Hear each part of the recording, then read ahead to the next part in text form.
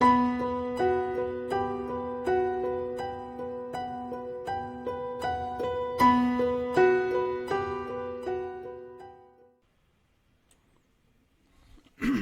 Students, आपका ये question bank है केमिस्ट्री के अगले चैप्टर क्रिस्टल स्ट्रक्चर के ऊपर। ये छोटा सा चैप्टर है तो इसमें बहुत सारे क्वेश्चंस नहीं बनते हैं। इसमें न्यूमेरिकल्स बनते हैं लेकिन हम लोग न्यूमेरिकल्स यहाँ पे सॉल्व नहीं कर रहे। तो पहले let's start with the small questions. पहले तो वो 3 लॉज ऑफ क्रिस्टलोग्राफी है, तीनों एक एक मार्क के पूछे जा सकते हैं।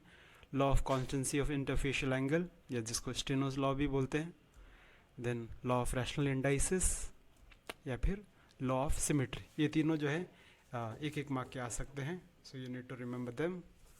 देन एनाइसोट्रोपिक सब्सटेंस क्या होता है? कोई भी सब्सटेंस जिसके कुछ प्रॉपर्टीज अलग डायरेक्शन में अलग अलग वैल्यूज लेते हैं, हम लोग उसको एनाइसोट्रोपिक सब्सटेंस बोलते हैं। Then we have 3 elements of symmetry, plane of symmetry, axis of symmetry और सेंटर ऑफ सिमेट्री। तीनों का डेफिनेशन एक एक मार्क के लिए आ सकता है।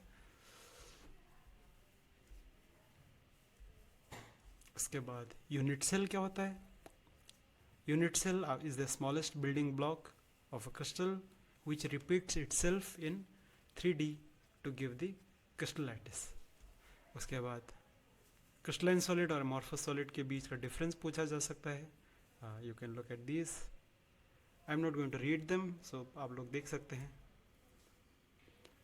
अगला जो क्वेश्चन आ सकता है, ऐसा लंबा क्वेश्चन आएगा नहीं, it will be 1 mark question probably. आपसे पूछा जाएगा कि क्यूबिक के क्रिस्टलोग्राफी के पैरामीटर्स क्या है, टेट्रागोनल के क्या है, ऑर्थोरोम्बिक की क्या है, ऐसे।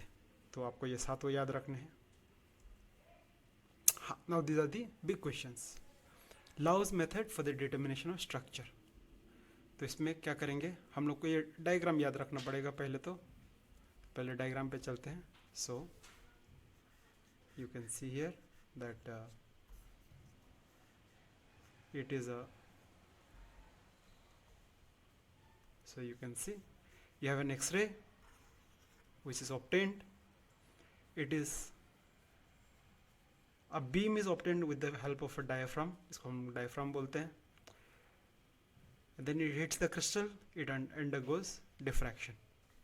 And उसके पीछे हम लोग ने photographic plate रखा है. The diffracted beam is allowed to fall on a photographic plate. Photographs में क्या है? It mainly consists of central spot due to undiffracted beam. Undiffracted beam सीधा जाएगा तो यहाँ पे आपको बड़ा spot देगा. And around the central spot, various spots of different intensities are observed. And from the distance of the diffracted spot and the central spot, angle of diffraction can be measured, and the relative position of the atom can be calculated from this. आपको इतना ही लिखना है और ये diagram बनाना है. Then next question.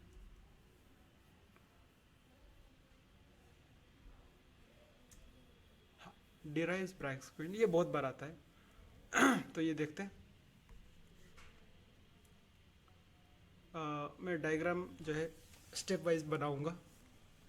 So you have 2 parallel beams of monochromatic x-ray LM. So पहले तो आपके पास ये 3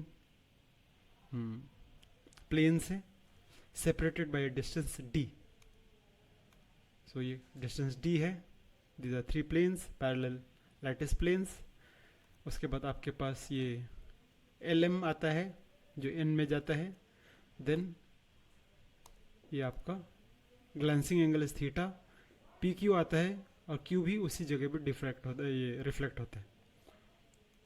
the difference between these 2 beams our path difference, जिसको बोलते हैं. It is, you can write has this is PQ plus QM plus MN minus LM plus MN. इसको खोलेंगे तो MN दोनों जगह ये कैंसिल हो जाएगा, आपके पास बच के. Now you can see that QM is equal to QR. QM is QR. तो मैंने QM की जगह पे QR कर दिया है. What is PQ plus QR? PQ plus QR is nothing but PR, which can be written as PQ plus QS plus SR minus LM. उसके बाद PS, PQ plus QS is PS और PS आपका LM के बराबर है. तो ये कट के path difference is SR. So this is the path difference between the two planes. उसके बाद हम लोग को क्या बताना है, I have to define this path difference in terms of theta. So since this angle is theta, sin theta is opposite side divided by hypotenuse. Opposite side is SR, hypotenuse is MR.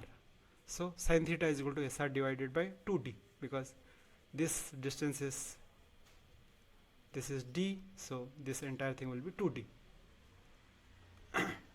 So SR is equal to 2D sin theta.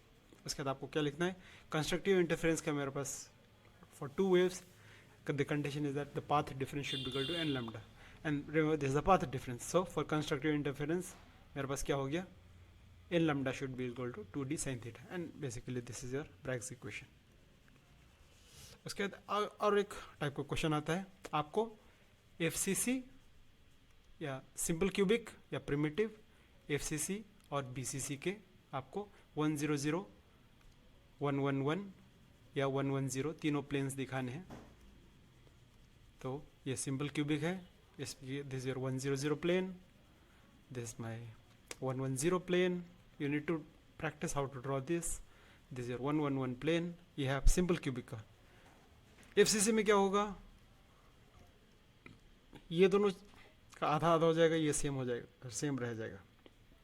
BCC में ये same रह जाएगा, ये दोनों 100 और 111 आधा आधा हो जाएगा ऐसे.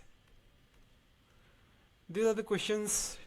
इसके अलावा न्यूमेरिकल्स बनते हैं. Numericals will do it in the class. Numericals के वीडियो बनाना इज नॉट